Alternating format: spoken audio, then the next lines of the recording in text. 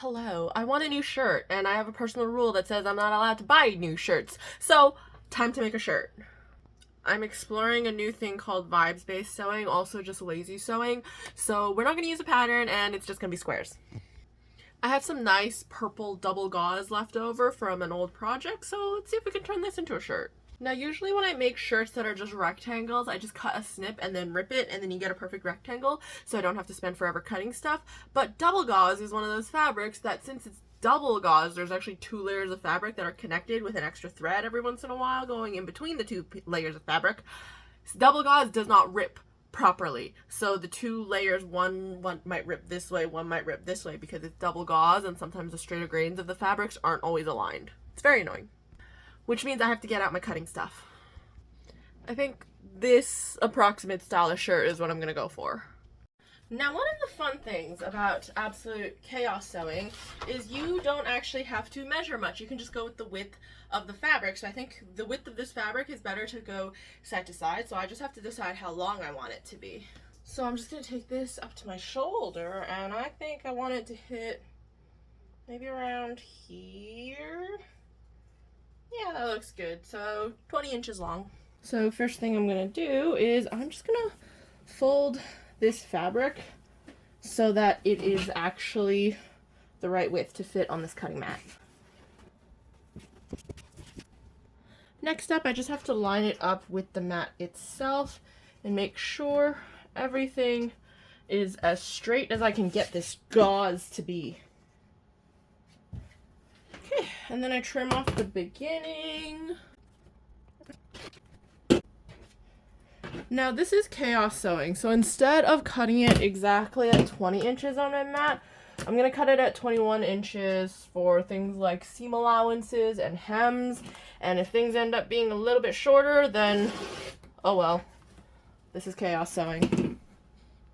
Very last thing I'm going to do, cut this fabric in half along this edge so that I have a front and a back, and I have a hole up here for my arm. Now I'm essentially just gonna measure how big I want my armhole opening to be. So from here down to here is how I want my armhole to be. It's gonna be very loose, which is 11 inches. Which means over here on my fabric, I'm going to mark 11 inches from the top, and then that means I can sew up the side seam underneath it, and the 11 inches on top, which is where my armhole is going to stay unsewn.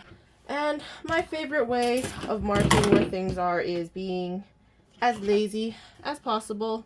So here's 11 inches right around there. I'm going to make a little tiny snip with my scissors through all the layers, and that's where I'm going to sew to. And I'll just stick a pin down at this bottom edge so I know I sew this side, not this top half. I'm also going to take a second to mark where my neck hole is going to be. First, I'm going to fold it in half this way. So now this, I know, is the very middle of my shirt. And I've marked that with a pin. Now at the front, I'm going to need a little, at the back, I'm going to need a bit of a hole for my neck. And I'm going to want this hole to be symmetrical. So that looks like a good hole for my neck. And when I fold it in half, I'm just going to cut that out. On the front side, I wanted this to be a V-neck. So I have to make sure it starts at the same area because they need to be able, that shoulder seam needs to be able to sew to the same area. I'm going to say down here is going to be where the V goes to. And now I need to cut that out. Here's my shirt. It's been folded in half. Here's the line that I drew for the hole for my neck. And just cut that out. Now I have a neck hole, and now here's my my back edge, and I'm just gonna do the exact same thing. So now I have the back with a hole cut out of it for my neck. It's gonna go back here, and I also have the front with a hole cut out of it for my head, and I'm going to sew it at the shoulders and at the side seams up to where the armhole is going to start. So here's my shirt, and I don't feel like getting my serger out, so I'm going to sew it just with French seams. up one side, up one side to where the armhole is, across one shoulder, across the other shoulder, and then down the other side is the order I'm going to sew this in.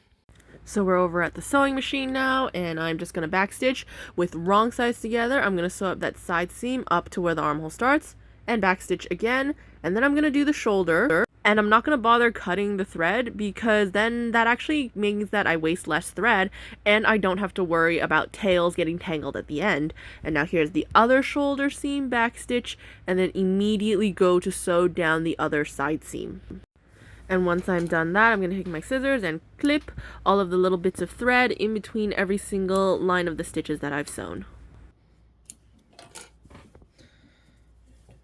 Then I'm just going to go and I'm going to turn this shirt now inside out. So now it is right sides together, and I'm going to sew those 4 seams, the exact same 4 seams, a second time with my right sides together, this time with a bigger seam allowance, so then I can form a French seam and hide all of my raw edges inside a little tube, so then this thing doesn't fray, because gauze is notorious for fraying to the extent that sometimes sergers are not enough to keep this fabric from fraying. It got really dark outside for some reason, but after literally just sewing shoulders and sides and cutting out holes, we already have something that is kind of resembling a shirt. So what I think I'm going to do in order to finish everything off, I'm going to do a hem on the bottom of the shirt. I'm going to sew another rectangle onto the end of each of the sleeve openings, so then that has like a little bit of a cuff, as well as making the sleeves a little bit longer and finishing off that edge. And for the neckline, I'm going to use some single fold bias tape. In terms of the sleeves, though, I think this rectangle should be perfect for a little rectangle around there.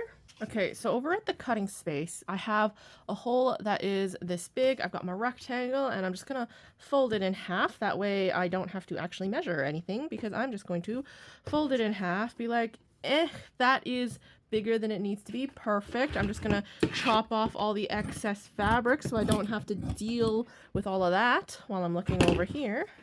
And then from there, now I can actually be able to get a more precise measurement a lot easier. And by a more precise measurement, I mean I'm actually gonna hold it up to this, be like, okay, that goes down to here. So this right here is where how big it needs to be once it's sewn. So I need to leave a little bit extra so that I have seam allowance for when I sew this underarm.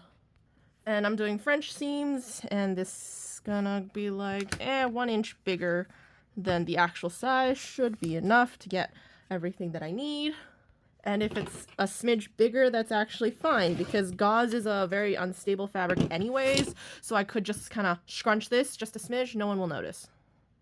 And now that it's however the size I need it to be, I'm also just gonna chop this edge and make it nice and straight. So I'm lining up the ruler up here with that with that folded edge, making sure it's perpendicular, and just chopping off that extra.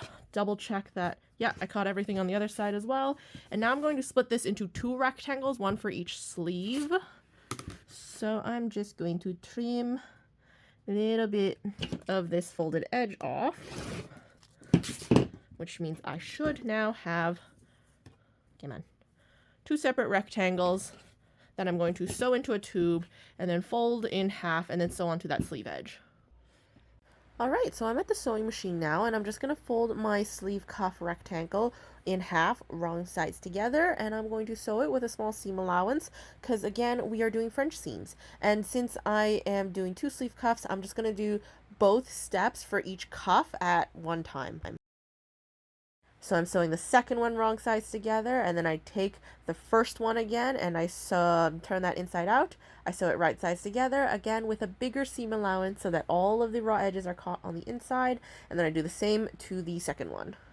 Now what I'm going to do is I'm going to take this cuff and I'm going to fold it in half so that I can see exactly where the midway point is, and I'm going to snip into my seam allowance so that when I fold this cuff wrong sides together and sew it together, I can actually offset my seam allowances and have one going to the left and one going to the right, and then that way, see, one going to each side, that way it reduces the bulk in one area. Then I'm just gonna go and fold the entire cuff in half. Again, wrong sides together. One seam allowance going one way, one the other way. And I'm going to stick it underneath my sewing machine now, and I'm going to baste it closed along that raw edge. And once I've done that with one of the cuffs, I'm just gonna do the exact same thing to the other cuff.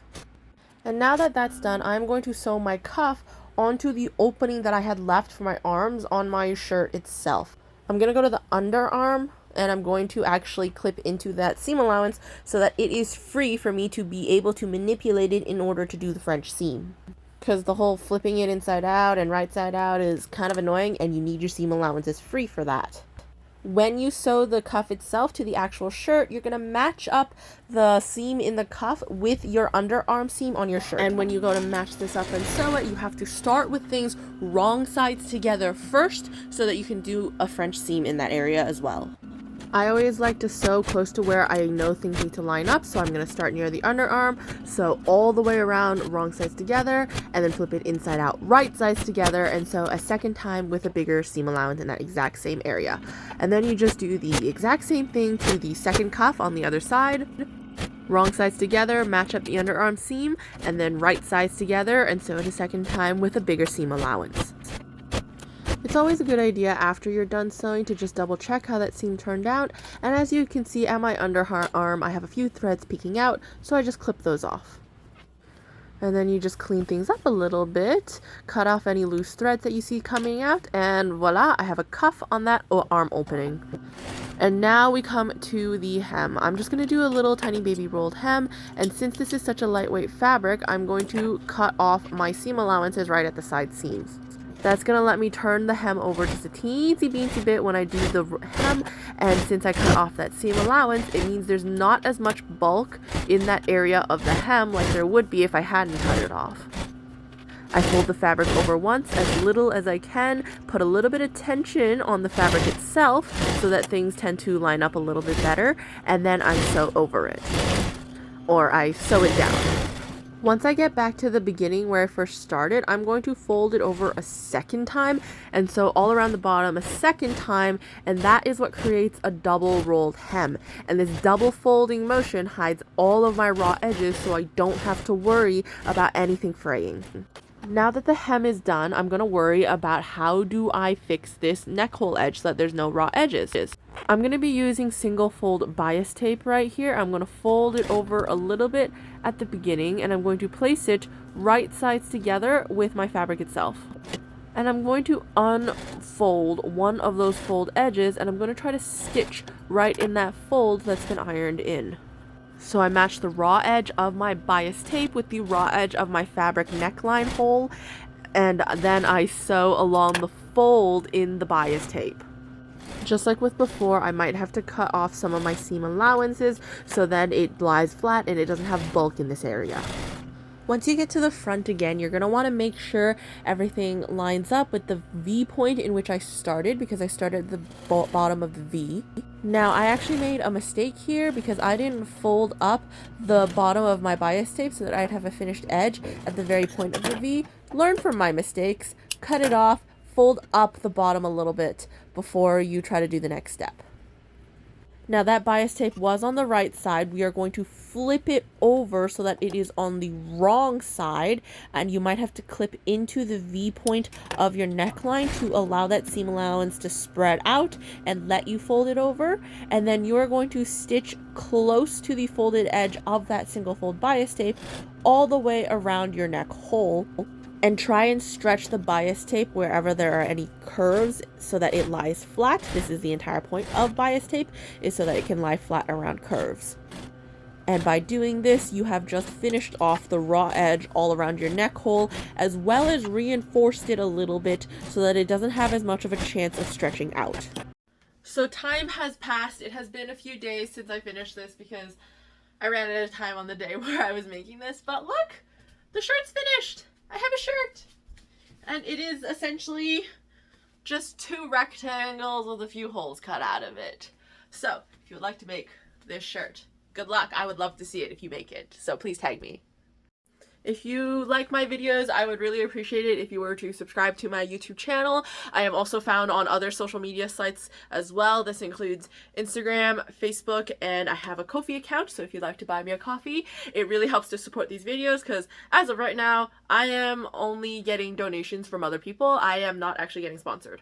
Although, if there are any sewing companies out there who would like to sponsor me, I would absolutely greatly enjoy getting paid to make fun videos about sewing because I really like sewing. But that's it for today. I shall see you next time in future videos. Bye!